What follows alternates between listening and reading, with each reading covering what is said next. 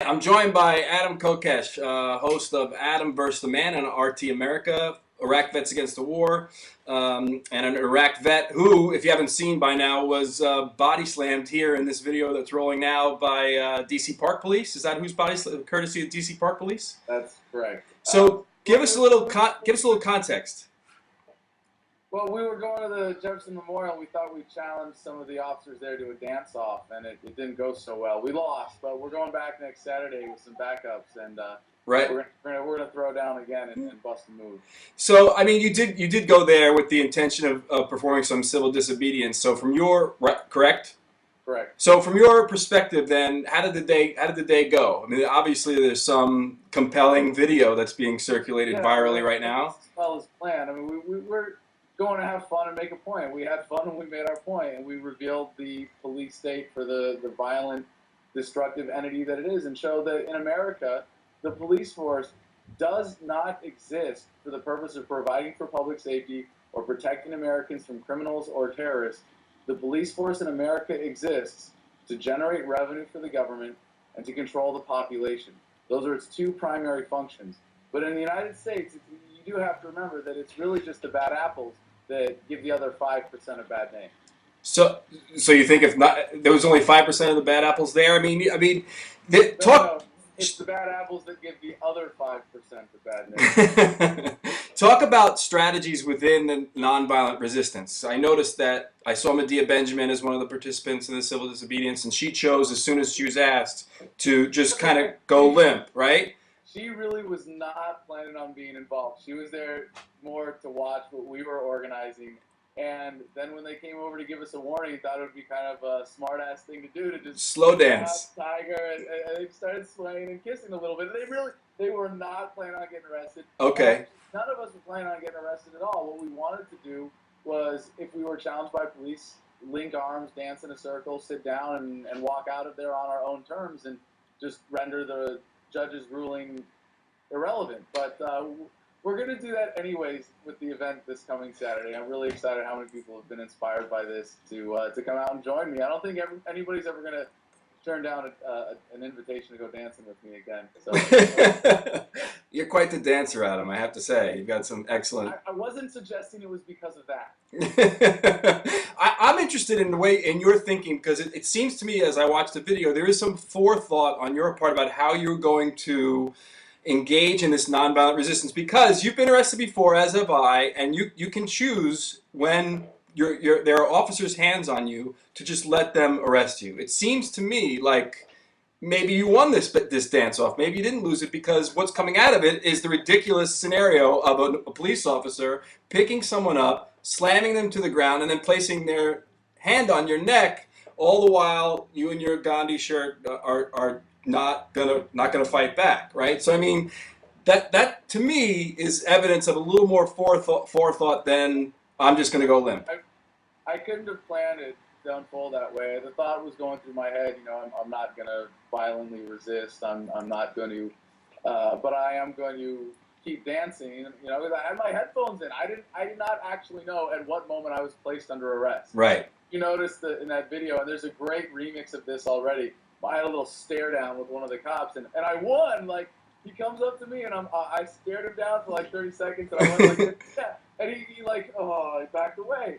And when that officer started dancing with me, I think what was really going on is he didn't like my moves. He didn't like the Adam Kokesh freedom dance. It's not that he hates dancing; he just hates freedom. Yeah. So he didn't like the Adam Kokesh freedom dance, so he started grabbing my arms, and I was going like this, and he wanted me to do the robot instead. So it looks like I'm doing the robot there. But that was not voluntary. I was not trying to do the robot. But I guess if you look at what I was doing right before that, the way I was dancing, maybe I deserved it. Well, listen, contextually, I think you had some fun, so it's a successful event, but you were protesting a Supreme Court decision. The reason you were there is there was a Supreme Court decision. Well, it was a district court decision, I believe, by Judge something Bates, who decided that he was going to decide for the American people how we were going to memorialize Jefferson. Right. Not rules of access or courtesy to other people, but how we were going to memorialize Jefferson.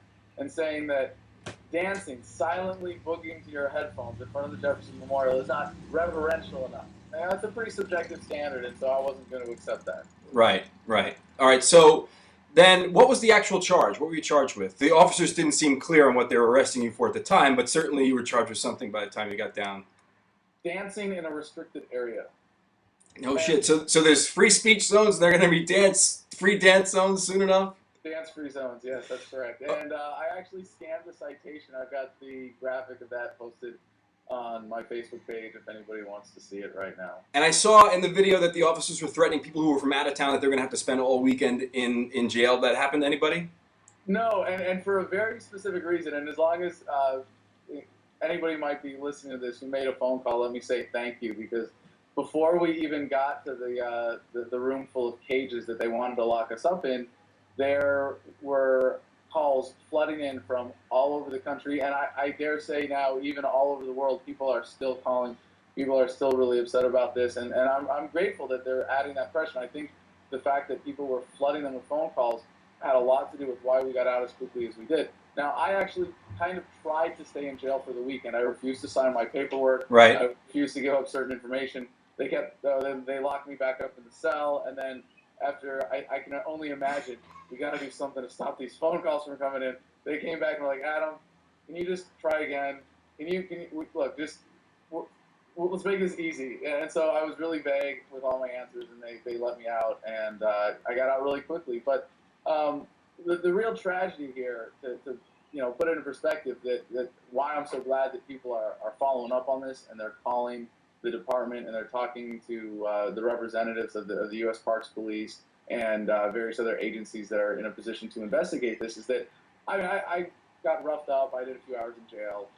It was really, well, I don't know if I should say for legal purposes, a relatively minor inconvenience, because I was significantly injured. But, right.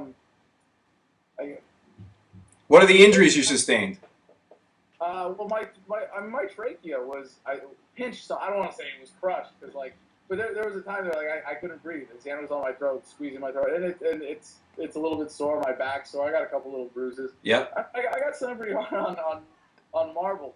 But the real tragedy here is that the police officers involved in that incident still have to go home and be disgusting, despicable human beings. And they get up the next morning and put guns back on their hips, and the American people have to go live in a world where these are the people who are granted a monopoly on violence by society, and get to go out and coach how to live their life. All right, well, I expect you're going to see some of these same officers next Saturday, and I expect you to have a larger group of people dancing with you. Advice to those people maybe who've never done this kind of thing before: what to expect when dancing in a restricted area?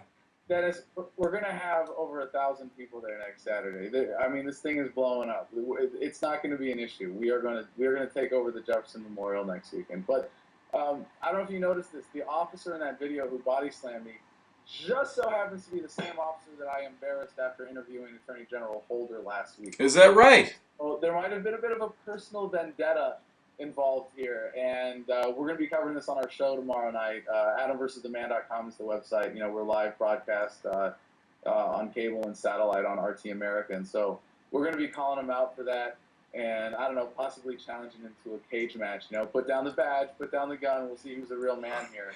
I know this is kind of silly, but you've heard the saying, for guys with big SUVs and jacked up trucks, hey, nice truck, sorry about your penis. Right. Well, I kind of want to say, to these guys, nice badge, sorry about your penis. But I mean, really, that's what this comes out of. It's a manifestation of insecurity and people thinking that they have some right to claim ownership over you when you are a free, dignified, independent, beautiful human being, no matter what the government tells you. Good luck, Adam. Stay safe. Dancing will be following you this Saturday, and enjoy the rest of the week. Yeah, hey, everybody's invited. Come on down. Bring your air guitars. We're gonna have a good time. All right. So there's a Facebook announcement of this June 4th. I'll put the link to that in the video description and send that out with everyone so we can find you at the Jefferson Memorial on Saturday, June 4th. Dance party at TJ's. We'll see you there at noon. Peace well.